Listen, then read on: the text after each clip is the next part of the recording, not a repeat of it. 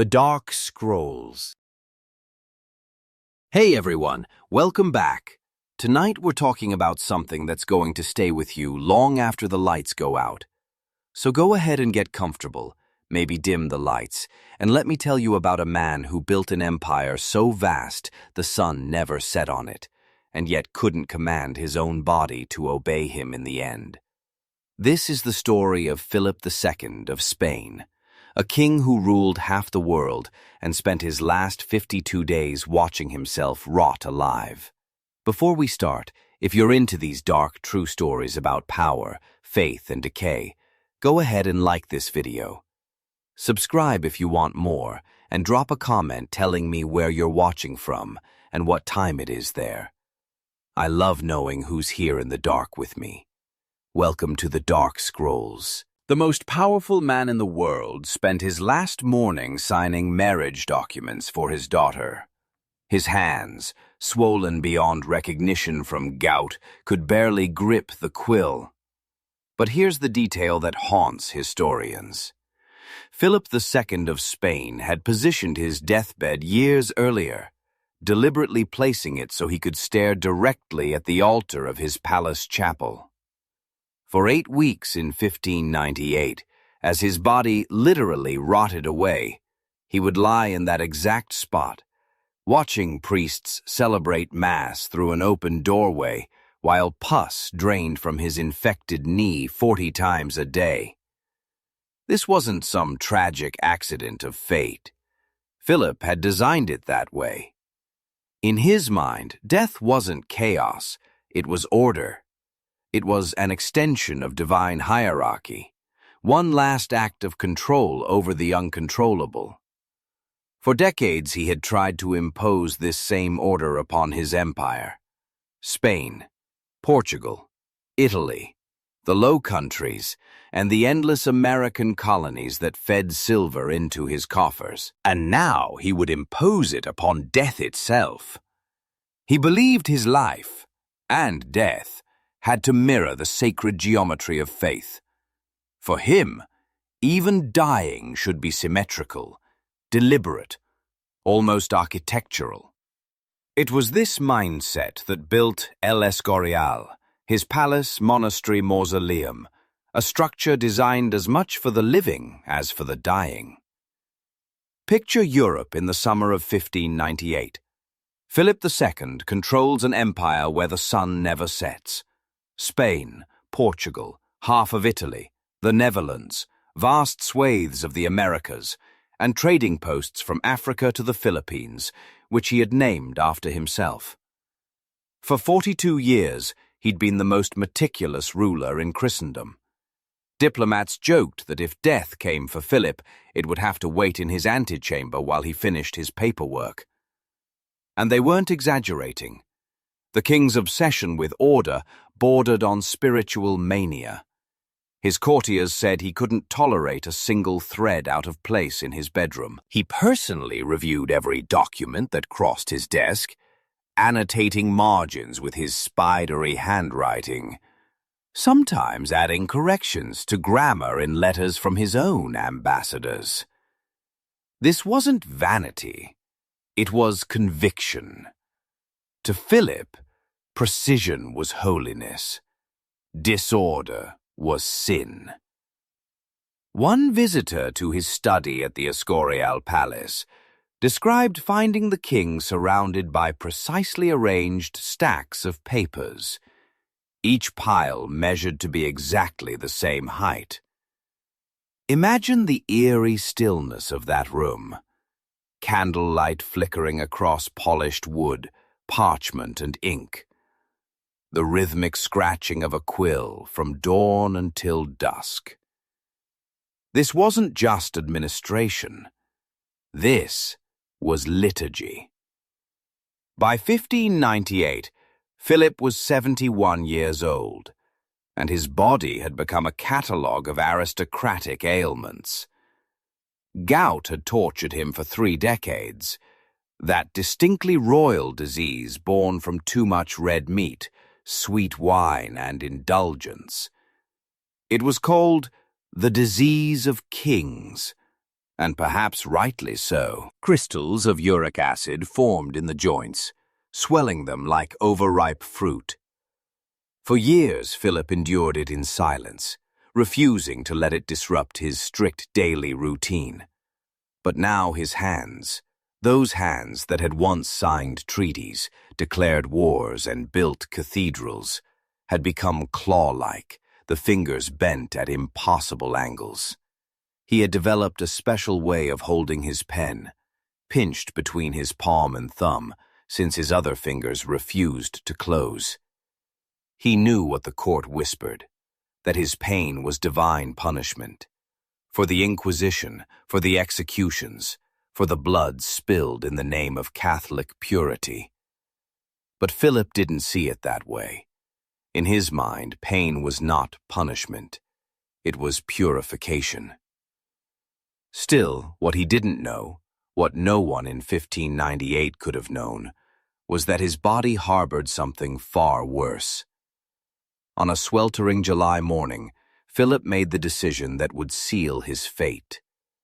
Against the urgent advice of his physicians, he ordered his servants to prepare for the journey from Madrid to El Escorial, his massive granite palace monastery 30 miles northwest of the capital. El Escorial wasn't just any palace. It was the material manifestation of Philip's soul. Cold, geometric, severe, yet monumental.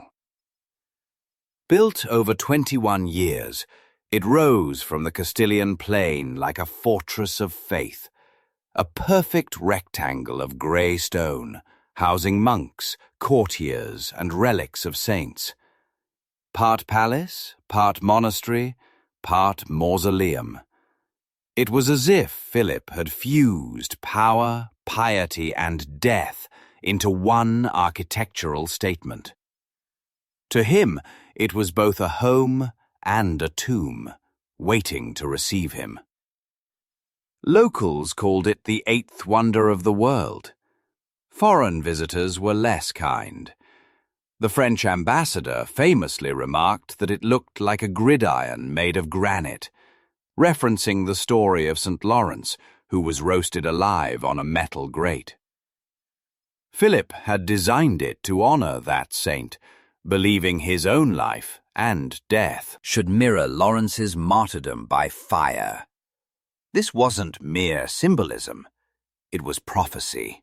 His doctors begged him not to travel. The July heat, they warned, would worsen his fever. The roads were rough, the air thick and still. But Philip was unmoved. "If I am to die," he reportedly told them, "I will die at El Escorial, in sight of the altar and among the relics of the saints." The relics mattered. To Philip, they weren't souvenirs, they were instruments of divine order. Over 7,000 of them, splinters of the true cross, bones of apostles, fragments of saints. He catalogued them personally, arranging them like spiritual armor. In his mind, dying among them would mean dying fortified by heaven. The journey took 2 days. Witnesses described a ghastly procession.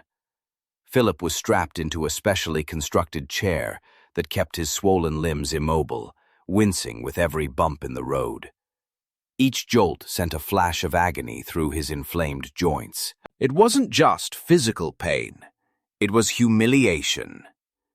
The most powerful monarch in Europe, reduced to being carried like an invalid across the dusty roads of Castile. But still, he endured it without complaint. When they reached El Escorial on July 22nd, Philip was feverish, but he insisted on being carried through his palace to inspect certain chambers, as if conducting a final review of his kingdom. He paused longest at his private bedroom, a surprisingly modest space, 13 by 11 feet, whitewashed walls, a single bed. This was the bed he had chosen to die in. He had designed it himself, decades earlier, with one peculiar architectural feature: a small window in the wall, directly aligned with the high altar of the basilica next door. From this bed, the king could look through that window and see the Eucharist being raised, the host shimmering in candlelight. It was genius and chilling. Philip had literally built his death into stone. For the first week at El Escorial, his condition seemed manageable. The physicians identified it as tertian fever, likely malaria, the kind that comes in waves every 3 days. On fever days, he shivered under layers of blankets despite the summer heat. On clear days, he rallied enough to hear Mass, dictate letters, and even issue royal decrees. The courtiers whispered that his faith was keeping him alive. But then, on the night of July 26th, something changed. Philip collapsed after dinner and couldn't rise again. The fever was different now, sharper, more malignant. His personal physician, Dr. Andrés Zamudio de Alfaro, was summoned in haste. Zamudio had served the royal family for 15 years. He had seen wounds, fevers, plagues, but nothing like this. The king's right knee had swollen grotesquely, the skin stretched tight and shining like polished marble. When Zamudio pressed it gently, Philip screamed, a sound so raw it silenced the entire corridor. The courtiers froze. The priests lowered their heads. For the first time, the King of Spain sounded human. Zamudio knew what he was looking at: a deep abscess, possibly septic arthritis, the infection spreading through the joint and into the bloodstream. Without drainage, the poison would reach the heart. In 1598, medicine was still half superstition. Germ theory wouldn't exist for another 2 centuries. The physicians of Philip's court understood humors, not bacteria. To them, illness was imbalance, and pus, paradoxically, was a sign the body was fighting back. Yet even by those primitive standards, what they saw was terrifying. The swelling glowed with heat, the skin turning purple to green to yellow. Death, they knew, was already under the surface. The debate over whether to operate lasted all night. 3 physicians pacing the corridor, whispering prayers, arguing over candlelight. Outside the chamber, monks prayed the rosary. Inside, the king moaned, half-conscious. At dawn on August 2nd, they made their decision. The abscess had to be lanced. It's one of those moments in history that feels cinematic, but it happened in a cramped, airless room reeking of sweat and incense. The king was restrained by 4 servants. Maestro Juan, the royal surgeon, heated his blade over a candle flame. There was no anesthesia, only a leather strap for the king to bite. When the blade pierced the flesh, the chamber filled with a sound no one ever forgot. A long, strangled cry that seemed to echo through the stone halls of El Escorial. The pus that burst out filled a basin. The smell, rot, infection, death, was so vile that one physician vomited into the corner. And it didn't stop. The wound refused to heal. Instead, it became a constantly weeping fistula. Servants changed bandages 40 times a day. They placed brass basins beneath the bed to catch the discharge. Imagine it. The ruler of the greatest empire on earth, lying helpless while corruption poured from his body. This was the beginning of his true death, not the loss of breath, but the loss of dignity. From August 2nd onward, Philip II never left his bed again. Not once. The infection triggered a cascade of failures. His joints, already deformed by gout, flared like burning coal. Even the weight of a silk sheet became unbearable. When attendants tried to move him to change the bedding, his screams echoed down the marble corridors into the chapel. Monks froze mid-hymn, realizing the sound that reached them wasn't thunder. It was their king. So they stopped moving him altogether. The ruler of the greatest empire on earth now lay trapped within a 13 by 11-foot cell of his own design. A man who commanded continents, but couldn't shift his own weight an inch without agony. It was an unintentional parable. All his power, all his palaces, all his paperwork, rendered meaningless by the failure of flesh. His secretary, Cristobal de Mora, recorded the grotesque persistence of royal duty amid the stench of death. Secretaries read state papers aloud, while standing as far as possible from the bed. Philip listened, eyes half closed, dictating responses between groans. Ink, wax, blood, and pus, all part of his daily ritual. But beneath the political theater, something deeper was unraveling. Philip's faith, once his fortress, had become his mirror. He had spent decades building El Escorial as an architectural prayer, its layout symmetrical like a body, its corridors like veins, the chapel its heart. Now that same geometry became a tomb. In his mind, though, suffering was sanctified. His body was a battlefield between sin and salvation. Every scream, every wound, was a line in the divine ledger. For the courtiers around him, it was harder to find holiness in the sight. The chamber stank of infection and human waste. Servants burned incense constantly, but the air remained heavy, thick, cloying, sweet with rot. The page assigned to change his linens fainted on the first attempt. Another vomited.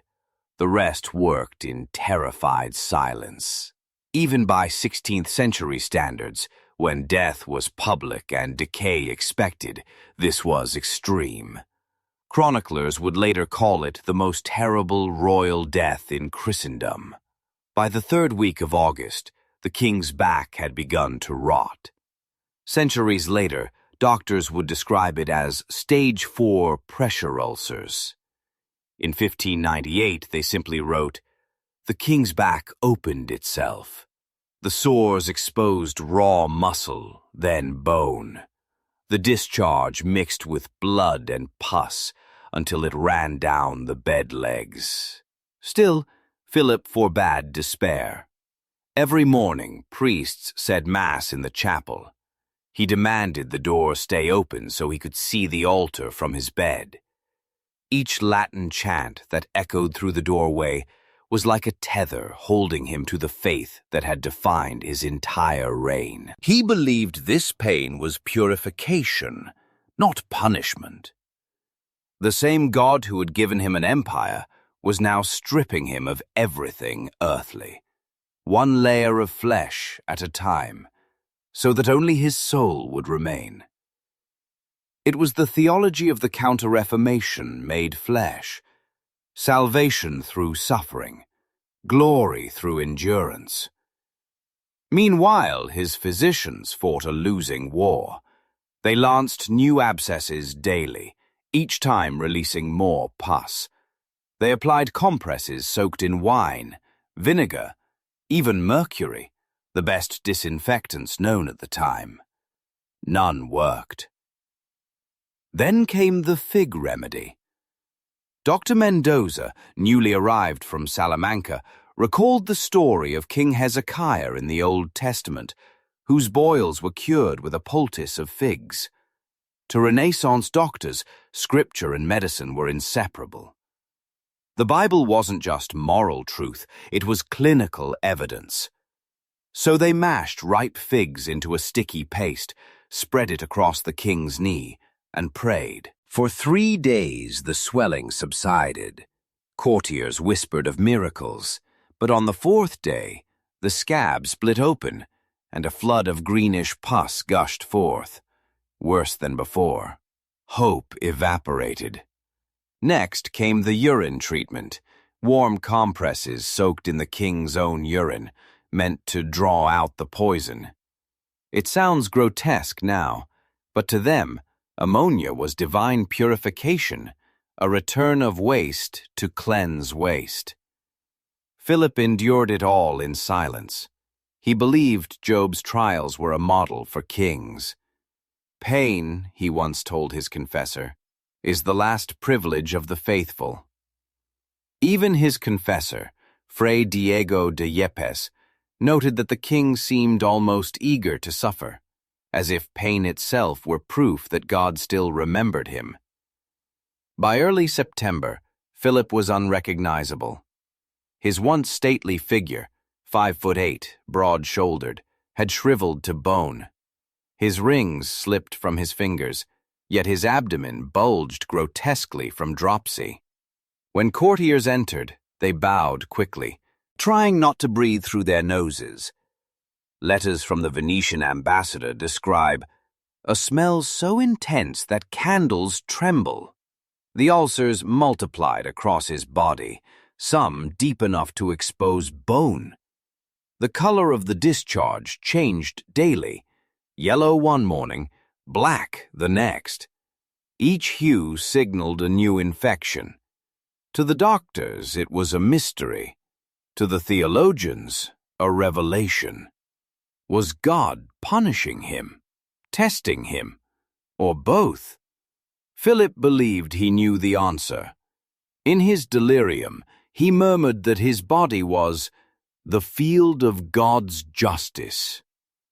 Then came the moment historians still talk about. September 8th, 1598, 5 days before his death.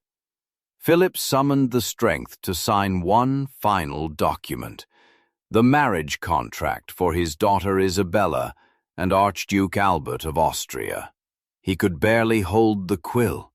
The signature was a crooked line, but legally binding. It was the last act of a lifetime spent ruling through ink and paper. To the very end, Philip remained the bureaucrat of God. That night, as attendants sponged his brow, he stared at the crucifix hanging across the room. The same ivory crucifix his father, Emperor Charles V, had held while dying. It had been 40 years since Charles's death, but Philip had never stopped competing with his father, in power, in piety, even in the theater of dying. Now he would surpass him there too. He had arranged his deathbed like a stage. Through the small window beside it, he could gaze directly upon the altar of the basilica. Each morning he watched the host rise, the priest's movements reflected in golden light. It was both comfort and torment. Comfort, because it assured him God was near. Torment, because it reminded him that he could no longer kneel. For the monks and courtiers who witnessed it, the sight was unforgettable. The most powerful man in the world, half decayed, staring through a hole in the wall at salvation he could almost touch but never reach. Then, suddenly, the pain stopped. On September 11th, after 7 weeks of agony, Philip's suffering simply vanished.